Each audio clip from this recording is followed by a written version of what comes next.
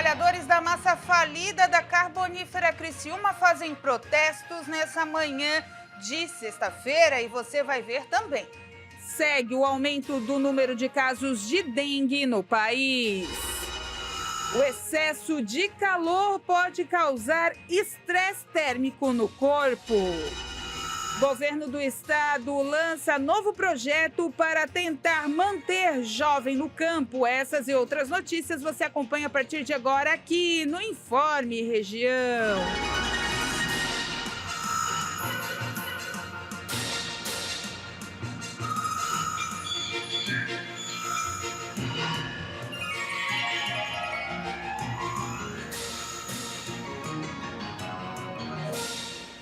Olá, 1 da tarde, mais 17 minutos. Estamos chegando com mais uma edição do Informe Região nesta sexta-feira, dia 14 de dezembro de 2024. Lembrando, amanhã é o Dia Nacional de Luta contra o Câncer Infanto-Juvenil e principalmente chamando a atenção para o diagnóstico precoce. Nós temos aqui na região sul, extremo sul do estado, a assistência da Casa Guido, que beneficia e ajuda famílias que estão passando por esse problema com suas crianças. São famílias inteiras assistidas pela instituição, onde hoje já são 92 crianças e suas famílias assistidas, para poderem ter a maior resolução rápida nos tratamentos do câncer de diversas formas, né? Muitas crianças ficam internadas, o pai e a mãe é de longe, Maracajá, Turvo, Ermo, e não tem condições de ir voltar para casa, dorme na Casa Guido, enfim. Eles dão suporte financeiro, psicológico e, é claro, de médicos, assistências, enfim, para as pessoas que estão passando por esse problema. A luta da Casa Guido, além de se manter com as doações, né, dos seus carnês de doações e também as doações contínuas na instituição, também a luta hoje da Casa Guido é pelo diagnóstico precoce. A luta é para que professores, pedagogos, educadores, pais, cuidadores, entendam a preocupação de se diagnosticar o câncer rapidamente para que ele também venha com a cura rápida. Então, se você é profissional da área da educação, a Casa Guido está aberta para te dar todo esse suporte, para que você entenda. Tem a questão dos olhos, tem a leucemia, tem tantos tipos de cânceres que dá para ser diagnosticado rapidamente e com pequenas frações de mudanças de comportamento das crianças. Então, é importante que você tenha em mente que quanto mais rápido se faz o diagnóstico, mais rápido vem a cura. E tem muito câncer que tem cura e precisa desse suporte. Parabéns a todo o trabalho da Casa Guido e lembrando que amanhã é um dia importante para essa conscientização. E olha só, de acordo com os dados do IBGE, o comércio varejista registrou a maior alta de vendas dos últimos 12 anos. As vendas do comércio brasileiro fecharam 2024 com um crescimento de 4,7%, marcando a maior alta desde 2012. Esse resultado representa o 8º ano consecutivo de expansão, conforme os dados divulgados pelo Instituto Brasileiro de Geografia e Estatística, o IBGE. De acordo com os dados, mesmo apresentando uma leve queda de 0,1% em dezembro em relação a novembro, houve uma expansão de 2% em comparação ao mesmo mês do ano anterior, indicando uma estabilidade no setor. Os fatores que contribuíram para esse crescimento incluem a expansão da massa de rendimentos dos trabalhadores, o aumento do número de pessoas empregadas e a estabilidade do crédito. A taxa de desemprego em 2024 foi a menor da série histórica do IBGE, alcançando 6,6%. Entretanto, desafios como a inflação de 4,83% e a alta de 27% do dólar impactaram os preços, especialmente em produtos de informática e comunicação. O setor farmacêutico se destacou, com um crescimento de 14,2%, consolidando 8 anos seguidos de alta. Apesar de algumas quedas em segmentos como combustíveis e publicações, o desempenho geral do comércio foi positivo. Gente, olha só, a administração municipal do Balneário Rincão está alertando a população sobre tentativas de quê? De golpe que estão sendo aplicadas em nome do governo municipal. Golpistas estão enviando e-mails falsos informando existência de supostos débitos com o município. A prefeitura esclareceu em nota que não realiza cobranças ou notificações financeiras, claro, por e-mail. Todos os comunicados oficiais referentes a tributos municipais são exclusivamente feitos pelos canais institucionais, como o site oficial da prefeitura e correspondências oficiais. É a cartinha que vai pelo correio. Caso você receba uma mensagem suspeita, a prefeitura orienta não clicar em nenhum link, é claro, e não fornecer os seus dados pessoais e também não realizar pagamentos e recomenda que qualquer tentativa de golpe seja denunciada às autoridades competentes. Então, gente, aí, né, para esclarecer as dúvidas e obter as informações corretas e seguras, qualquer dúvida, entre em contato com a Prefeitura do Balneário Rincão, nos canais oficiais, no telefone, vai lá na Prefeitura esclareça, não faça pagamento e não clique em nada se você tiver dúvida. O preço do café está lá nas alturas, né, gente? E a consequência disso será uma mudança do comportamento do brasileiro em relação ao consumo da bebida. Muitos já estão usando a criatividade para não desperdiçar nada ou deixar aí o bom e velho hábito para trás. A principal mudança deve ser no controle do desperdício. Há uma máxima entre executivos do setor de que o maior consumidor de café do Brasil é o ralo. Isso porque as famílias têm o hábito de preparar garrafas térmicas cheias pela manhã. À tarde, todo o líquido que sobrou vai pelo ralo, para então se preparar uma nova garrafa, que terá o mesmo destino. Isso ocorre porque, por aqui, o café era uma bebida historicamente muito barata. Por isso, não se preocupava tanto com o resto da bebida que iria ralo abaixo. Agora, a situação mudou. E o controle do desperdício deve ser a medida número 1 das famílias brasileiras. A própria indústria reconhece que isso deve ocorrer. Entende que, diante da alta de preços, é natural que haja um consumo mais consciente. Mas há quem tome medidas mais heterodoxas. A redução efetiva da ingestão da bebida é uma delas. Estatisticamente, o brasileiro consome quase 4 xícaras de café por dia, em média. Claro, isso considera a venda total de bebida.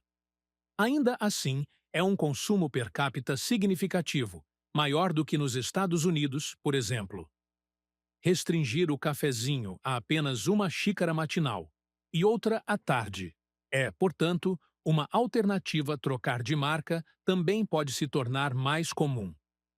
Em geral, o brasileiro é fiel ao seu cafezinho de sempre e tem uma marca de preferência. Diante da inflação, é comum acabar levando aquele que está mais em conta ou até em alguma promoção, ainda que não seja do seu fabricante preferido. As promoções, inclusive, têm feito alguns consumidores estocarem café. Como sabem que o preço ainda deve continuar subindo, o cliente, ao ver uma boa oferta, já compra uma grande quantidade, o tal do spaving, ou seja, gastar mais para economizar. Há até quem apele para o café fake, ou café, como foi noticiado em janeiro. São misturas que levam outros ingredientes além do grão torrado e moído. Mas a Associação Brasileira da Indústria de Café alerta que o consumo dessas misturas sem o aval dos órgãos sanitários competentes configura fraude e pode ser prejudicial à saúde.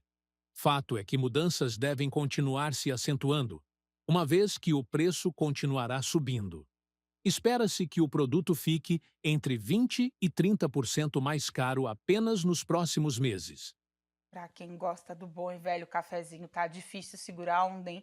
Dessa alta de preço, quando a gente vai no mercado comprar o meio quilo, dá uma dor no coração, mas, como diz a reportagem, tem as dicas, controla aí, não deixa ir pro ralo que dá tudo certo, dá para continuar mantendo o hábito.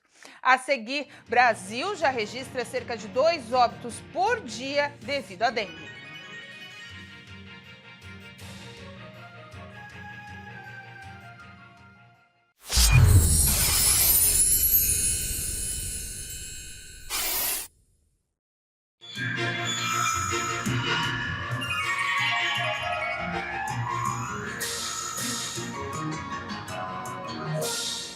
Uma 1 da tarde, 29 minutos. Os casos de câncer de pulmão estão aumentando em pessoas que nunca fumaram, especialmente as mulheres, segundo um novo estudo da agência especializada em câncer da Organização Mundial da Saúde.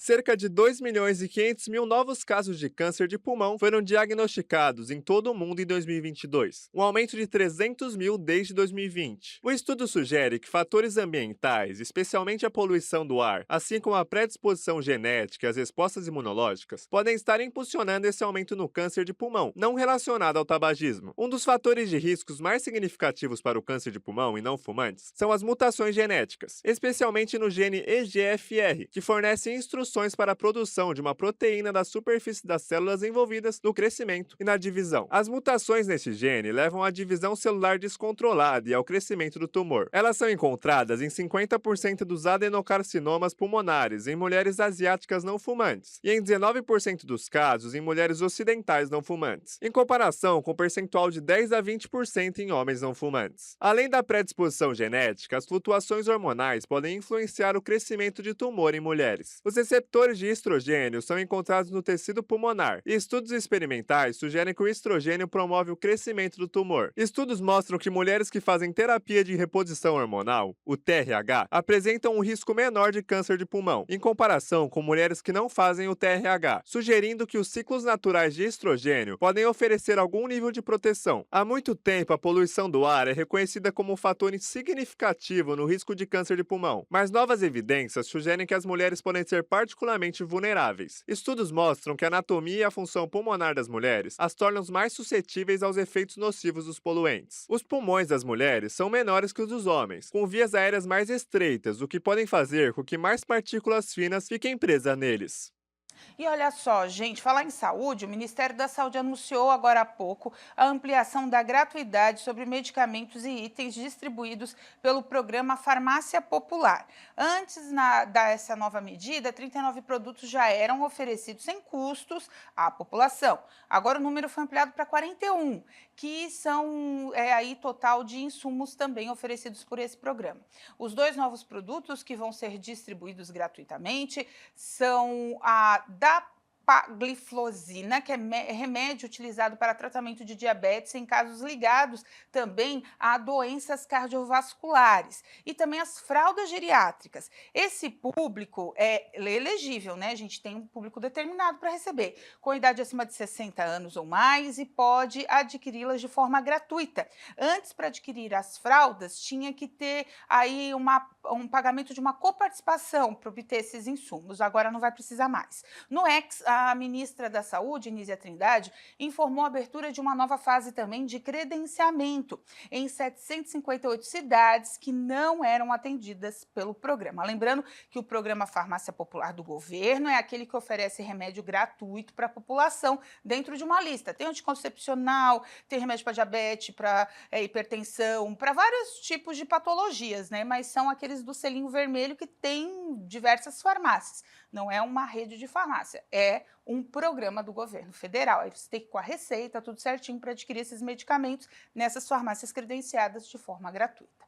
Falando ainda sobre doenças, né, uma que chama muita atenção, a dengue está começando a mostrar sinais de aumento em todo o país. De acordo com os dados confirmados também pelo Ministério da Saúde, 2 mortes por dia já estão sendo registradas por causa da doença só nesse ano, gente. O Brasil já confirmou as mortes de 85 pessoas por dengue em 2025, o que representa uma média de 2 óbitos por dia desde o começo do ano. Além disso, 303 mortes ainda estão sob investigação. São quase 270 mil casos prováveis da doença em todo o território nacional. No mesmo período de 2024, a quantidade de mortes era menor, 62 confirmadas, mas a quantidade de casos era maior, com 408 mil. A maioria das mortes foi no estado de São Paulo, que acumula 79% do total, ou 67 vítimas. O Paraná está em segundo lugar na lista de óbitos, com 5 confirmações, seguido do Rio de Janeiro, com 3, e Goiás e Minas Gerais, que possuem 2 cada. O estado paulista também lidera em números absolutos de casos prováveis, com mais da metade dos registros. São 157 mil desde o começo do ano. Minas Gerais está atrás, com 30 mil, seguido do Paraná, com 15 mil, e Goiás, com 14 mil. Ainda de acordo com o levantamento, a maioria dos casos acometeu mulheres, da faixa etária de até 29 anos, com quase 52 mil casos, o que representa quase 1 em cada 5 dos registros. No ano passado, o Brasil registrou mais de 6 mil mortes pela dengue e 6 milhões e 600 mil casos prováveis da doença, número 4 vezes maior que o registrado em 2023. A dengue é aquela doença que a gente tem que prestar atenção no quintal do vizinho também e no nosso, né? Cuidado com a água parada para não proliferar o mosquito, até porque o nosso estado bate recorde todo ano de casos da doença. Em meio à grande onda de calor que está atingindo o Brasil, né? Aqui hoje está fresquinho, está até aliviado com a chuvinha, mas estava quente, né? Você sabia que tem sido identificados sinais que o corpo dá, que ele sofre de um estresse térmico, isso mesmo. Saiba como se proteger para não chegar a ter esses sintomas. Uma onda de calor vem atingindo o país inteiro nos últimos dias. Por isso é importante dar mais atenção nos cuidados com a saúde, saber identificar como o calor pode causar mal-estar ou desconforto. Em situações de calor extremo, o corpo pode chegar em uma condição chamada de estresse térmico. Os sintomas podem ser dores de cabeça, náuseas e câimbras, além de muita sede e fraqueza, e em casos mais extremos, até taquicardia. Por isso, a exposição ao sol deve ser evitada ao máximo durante as ondas de calor. Quando a temperatura do corpo ultrapassa os 39 graus, o quadro pode evoluir para uma insolação. A pessoa pode perder a consciência, ter crises convulsivas e até entrar em coma. Outros sinais de alerta são a pressão baixa, vômitos e diarreia. Idosos e crianças são os mais sensíveis ao calor extremo e à desidratação. Por este motivo, nessas situações, é recomendado procurar locais frescos, tomar um banho gelado e fazer compressas com água gelada.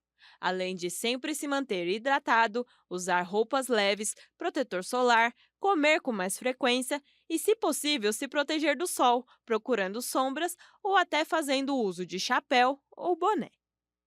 A seguir, o governo do estado investe na educação de jovens que querem continuar com a vida no campo.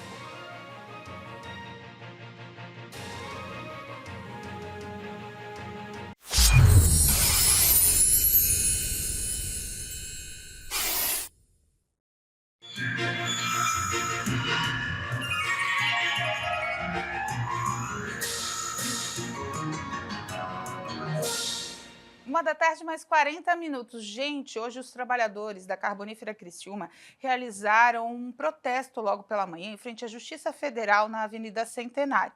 O objetivo deles, claro, na manifestação foi reivindicar o pagamento que eles aguardam há quase 10 anos. Já são aí esses anos todos de luta, pois a empresa acabou falindo. E até agora o pagamento dos 5% devido aos funcionários, que foi acordado, que todo mês de novembro cairia na conta dos trabalhadores, o ano passado não aconteceu. Por isso, hoje eles resolveram se manifestar. Já são mais de 10 anos à espera de contratuação, de ver o que sobrou, o que não sobrou, tem bens da massa falida e os trabalhadores nada de receber. São saldos de fundo de garantia, rescisão de trabalho, saldos de salário, enfim, de uma profissão de extrema periculosidade que é a da mineração, né, gente? Então, a justiça está sendo cobrada por eles para que para que acelere esses processos, porque são famílias, né? São famílias, são ciclos familiares, ciclos econômicos que estão dependendo desses valores, 5% por ano, ainda não foi pago. Aí realmente é brincar com esses trabalhadores, né? Porque a justiça seja feita e atenda o pedido deles. Olha só, com uma mudança na lei, alguns CEDUPs, né, os Centros de Educação do Estado, vão passar a receber integrantes da EPAGRE para ministrarem os cursos técnicos de agropecuária. Uma medida que visa o incentivo e a permanência do jovem no campo. O governo do estado lançou essa semana o programa de ensino agrotécnico da EPAGRE, marcando o início de uma nova fase para a educação profissional no meio rural de Santa Catarina. A partir de agora, a gestão dos centros de educação profissionais agrotécnicos será gradualmente transferida da Secretaria do Estado de Educação para a EPAGRE, conforme definido em um plano de transição que se estenderá até o final de 2028. De acordo com o presidente da EPAGRE, Dirceu Leite, a empresa assumiu o desafio da gestão dos SEDUPs porque entende que a sucessão familiar no campo deve ser de um trabalho desenvolvido com planejamento e também estratégias. Temos em Santa Catarina um estado pequeno, com algumas limitações, com relação a tamanho, alguns desafios com relação às propriedades. E a EPAGRE tem toda uma envergadura no estado, estamos presentes em todos os municípios. Pensando nisso, em trazer para esse contexto o jovem, a sucessão familiar, a EPAGRE propôs ao governo do estado, ao governo Jorginho Melo, que a EPAGRE pudesse ter uma ação mais incisiva com relação aos SEDUPs agropecuários. E isso aconteceu. Através dessa parceria que se faz entre a EPAGRE, a Secretaria de Estado da Agricultura, a Secretaria de Estado da Educação, a EPAGRE passa a fazer a gestão dos colégios agrotécnicos. Através dessa gestão, os alunos terão, durante os próximos 3 anos, aulas de empreendedorismo, fortalecendo o vínculo com a família.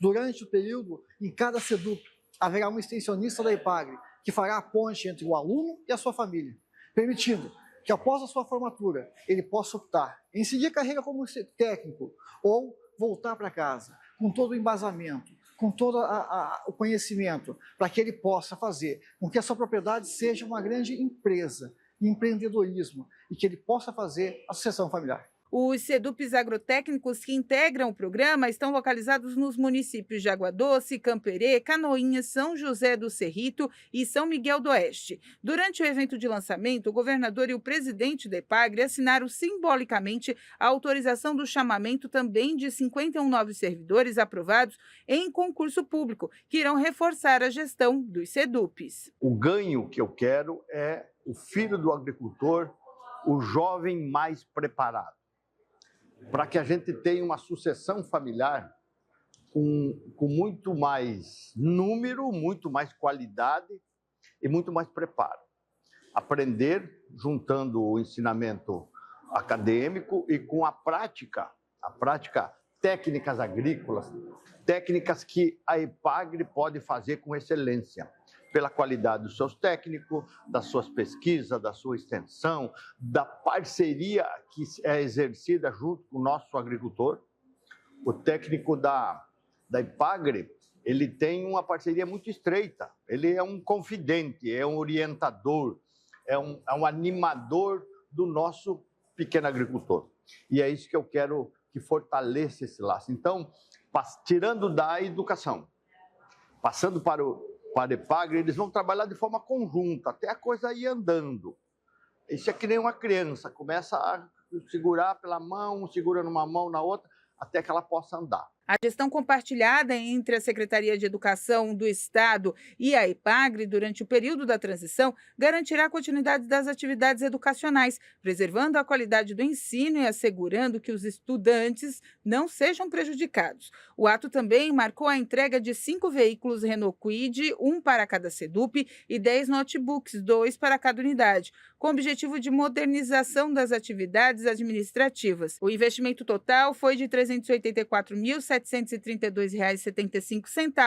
sendo que R$ 348.288,35 destinados aos veículos e R$ 36.444,40 aos notebooks.